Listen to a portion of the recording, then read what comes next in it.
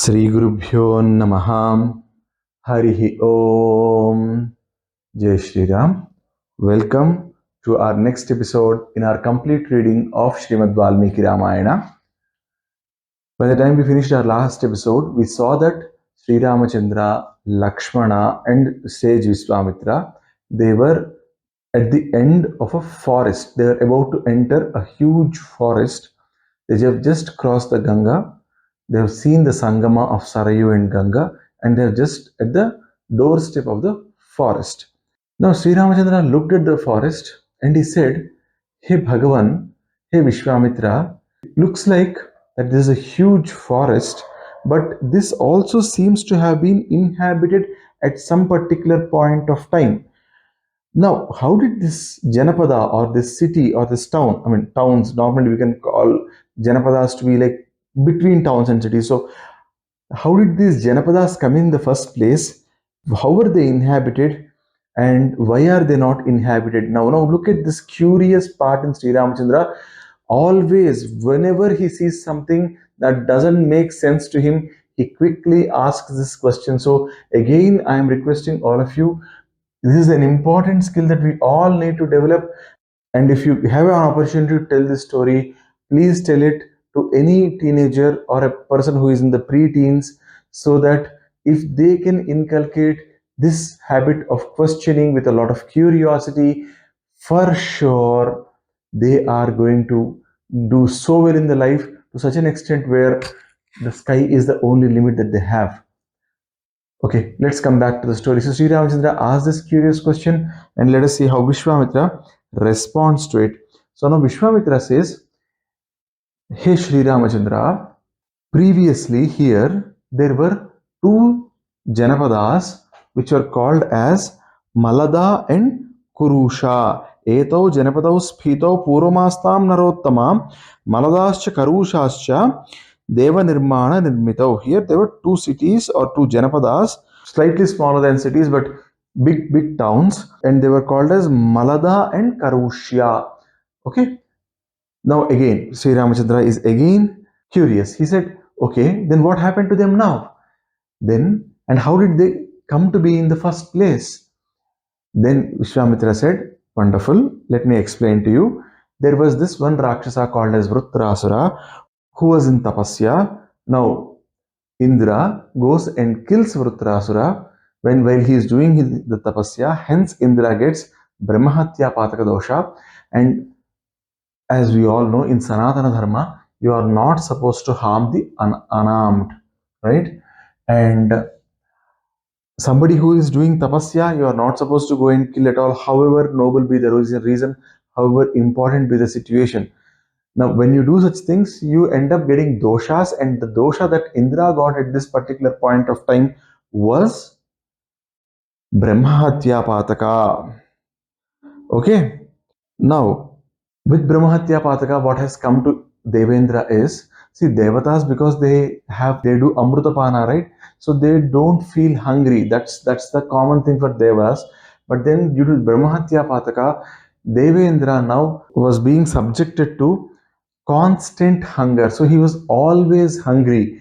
Okay. And then see, from all the 9 holes of our body, some type of waste comes out. From the eyes, we clear that in the mornings. Our ears, we get wax over there. From our nose and all, sometimes the fluids come out, and sometimes we have to pick our nose to just clean our nose. And from our mouth, inadvertently, sometimes saliva comes out. We have 9 holes in the body. I really don't want to go into the other parts, but then we get wastes out of all these places, and that is called mala.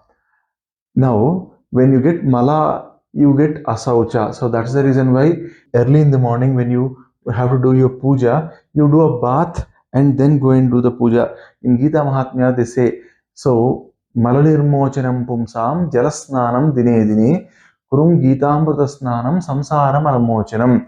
So the meaning of this wonderful shloka is to get rid of your this mala, which is the waste that's coming out of the body.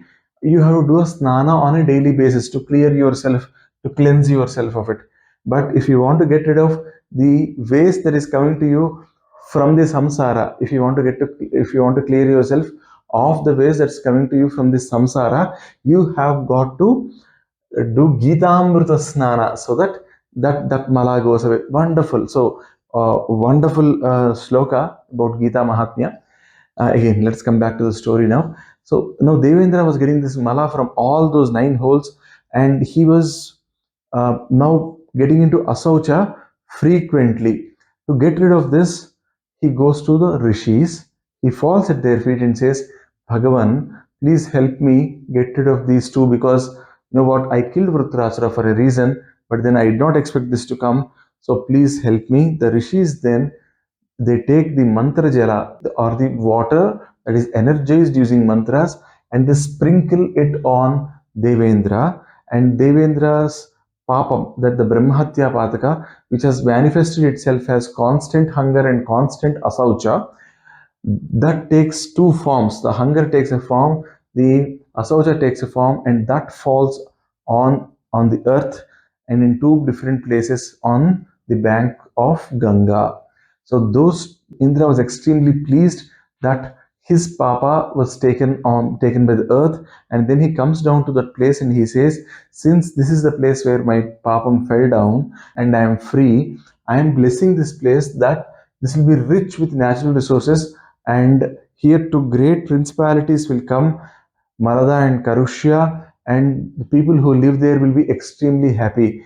Okay, so that in a way, these two cities got built by Devas themselves, and a lot of people started living here. And one day, to this place, Ekshini, in Sanatana Dharma, we have different categories of people. We have Manushyas, we have Devatas, we have Ekshas, we have Gandharvas, we have Kinnaras, we have Kimpurushas. So Ekshini came here, and that Ekshini destroyed these Janapadas, and her name was Tataki. Now SriRama said, wonderful, but I have a doubt. I was taught that Yakshas will not have a lot of physical strength. Then how did this Yakshini have a strength of 1,000 elephants, as you have just told? And how was she able to destroy this place? Now Vishwamitra was extremely happy. He said, okay, this is the sort of attentive student that I want. Then he said, wonderful, this is a wonderful question that you have asked me. In the olden days, there was this king called Suketu. He was a yaksha. So Suketu was a yaksha. He did not have children for a lot of time. So he started praying to Chaturmukha Brahmadeva, and he did a lot of tapas for that. And once Chaturmukha Brahmadeva appeared in front of him, he said, I am not going to give you a son, but I am going to give you a daughter. And that daughter will be so powerful that she'll have the strength of 1,000 elephants. That's how Tataki was born. And this Tataki married a person called Sunda, and they both were living happily. And to her and Sunda, they had a son called Maricha. From Sunda, she got a son called Maricha, and all three of them were living happily. All three of them were now very, very powerful, very, very. When all of them had great strength. When you have great strength, that brings a lot of trouble also. Why? Because of your great physical strength, you end up doing some things which you are not supposed to do. So these people were unnecessarily torturing, innocent people. And one day on that route, the great rishi called Agastya was going. And Agastya, I'll just give you a brief introduction of Agastya, because you really need to know who is this great sage. Agastya is considered to be one of the greatest, he is one of the Saptarshis, he is considered one of the greatest sages who have ever lived. And they say even after at the time of Kali Yuga also, Agastya will come, and he will be one of the teachers to the Narayana Avatara or the Kalki Avatara that is coming at that particular point of time. Agastya, he in Ramayana itself, Agastya does a lot of things. He is the man who teaches, or who lets Rama know where he should stay. He also gifts Rama with some wonderful things. He is the person who, and when Rama is totally, exhausted in the war with Ravana, and he is like, how can I kill Ravana? The war is just not taking the name of closure. How do I handle it? At that particular point of time, Agastya comes and gives the wonderful Aditya Hridaya Stotra, which Rama does. Which does a stotram that Rama reads thrice, and then he goes on to kill Ravanasura. So Agastya, it's like a thunder, it's like a lightning. Whenever it comes, you see a lot of light, and that's it. He won't overstay. He'll just quickly move away. So that this great Agastya, he was just walking through that route, and are Sunda, Tataki, and Maricha. All three of them see. Sunda tries to attack Agastya. Agastya does a Hunkara. Sunda dies. Now Tataki and Maricha blame Agastya for killing their husband. They just forget that Sunda was the person who attacked. And when they try to attack Agastya, Agastya then gives a curse to both Tataki and Maricha, saying that you would end up being Rakshasas. So that's how this Ikshini Tataki became a Rakshasi, and now she is trying to kill all the people in this place. She has already ensured that these Janapadas, when she tried to kill all these people, I mean, she in a way ensured that these Janapadas became empty.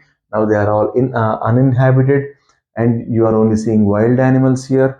And this all has become a jungle after that. And even today, if she sees a human, she eats him, because that's one of the things that Rakshasas do. And two, she also has a grudge against humans, because one way Agastya, a human, I mean, great Rishi, but he took the life of a human. So he killed Sunda. So she has this extreme anger against humans.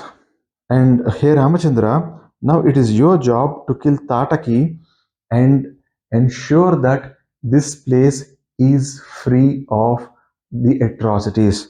Now, Sri Ramachandra all of a sudden was in a shock, because till now he was just following every order that Vishwamitra gave, and he did not really expect to get into a fight, that too with a woman, and then kill her. So Sri Ramachandra was a little taken back by the instruction. At the same time, Vishwamitra immediately understood the dilemma that Sri Ramachandra was facing, and he said, Nrusimsam Anrusimsam va Prajarakshana Karanat Patakam va Sudosham va Kartavyam Rakshatam Sda Rajyabharani Yuktanam Eshdharma Sanatanaha Adharmyam Jahi Kakustha Dharmo Hyasyana Vidyate.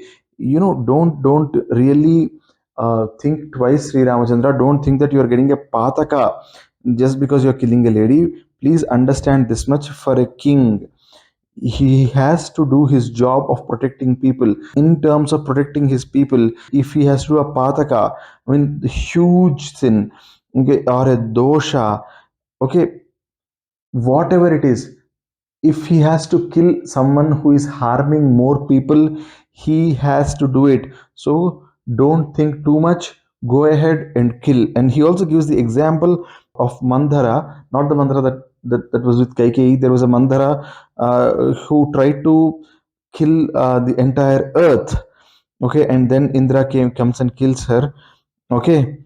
There was this Bhrugu whose wife tried to did a lot of tapasya to kill Indra, and then Sri Mahavishnu comes and kills. So please don't think that just because she is a woman, you should not fight her. If she is a Loka Kantaki, if she is creating trouble to a lot of people, if she is killing the happiness of a lot of people, if her very existence is threatening the lives of a lot of people, then you can go ahead and kill her.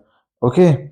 Now, Sri Ramachandra said, this is a wonderful line again in Ramayana. He says, Piturvachana nirdesat piturvachana gauravat vachanam kausikasyeti kartavyam avisankaya gobrahman hitardhaya desasyaya subhaya cha tavachaiva prameyasya vachanam kartumudyata. These slokas can be found in the 26th sarga of Srimad Valmiki Ramayana. Fantastic slokas. Sri Ramachandra is saying, my father ordered me to follow whatever you say. So I Piturvachana Nirdesha, because on the direction that I got from my father, and on the respect that I have for my father's word, and because it has come from your mouth, I am taking it as my duty and I'm going to do it. And then he is saying, Go Brahman Hitardhaya, for the protection of cows and the learned people, Desasyaya Sukhaya Cha. So if for the happiness, for the comfort of all the people in this country, I am going to do whatever you have told me. And then he takes his bow out, and then he does a tankara. What is a tankara? He took his bow out and then you see, for a bow you have the string, right? So he did not put an arrow there, but he just pulled the string outside and left it, so that there's a lot of sound that gets created, and wherever Tataka is, she would come out. Okay, so then he saw, with this sound, Tataka came out, and by looking at uh, Tataka, Sri Ramachandra and Lakshmana realized that normal fellows would not be able to face her. Just by looking at her, the body, the size of the body that she has, it was so fearsome that these two, Sri Ramachandra and Lakshmana, were like, "Oh, this is the reason why people are running away from here. You need lot of guts to stay and fight." And then Tataka started, because she wanted to eat these men, so she started throwing stones. She started throwing trees. She started doing all sorts of things to get to overpower Sri Ramachandra, and Sri Ramachandra was answering all of that with his arrows. The war was going on, and at some point of time, she started using her Maya also. Because these Rakshasas and all, they are Kamarupadharas. They can change their form, they can change their shape, and that's called as Maya Yuddha, where sometimes they just disappear, but still the arrows, the whatever they're trying to throw on you, that would come and hit. So at this particular point of time, Tataka was doing or Tataki was doing all sorts of things. Sri Ramachandra looked at her, and then he realized, okay, she's trying to move here, there, everywhere very quickly. I'll do one thing. I'll try to cut down her speed. So I'll cut off her feet, so that she'll realize it's tough to fight, and she might have a realization, and she might stop harming. So he hits her legs. Now she doesn't stop. Her hands, using her hands, she still keeps throwing stones and everything. Then immediately Sri Ramachandra cuts the legs as well as the hands. Even then Tataka wouldn't stop, and then she tries to come and fall on him. Now Vishwamitra says, "It is now getting evening, O Rama. It's already becoming evening now. Don't wait further, because the moment the sun goes down, the Asura Sandhya takes over, these Rakshasas become all more powerful. Go kill her." Then Sri Ramachandra immediately takes a very nice bana or arrow from his quiver, and he aims at her heart and leaves the arrow. Tataki receives that arrow on her heart, and she dies.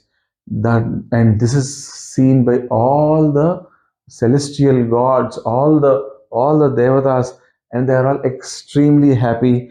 And now all of them suddenly appear before Vishwamitra. They won't appear before Sri Ramachandra, but they appear before Vishwamitra. Now, why did they appear? We'll see in our next episode. Sarve bhavantu sukhinah, sarve santu niramayaha, sarve bhadrani pasyantu, ma kaschid dukkha bhag bhavet. Jai Shri Ram. सर्वं सद्गुरु साई महाराज स्वामी चरणारविंदार्पणमस्तु. स्वस्ति.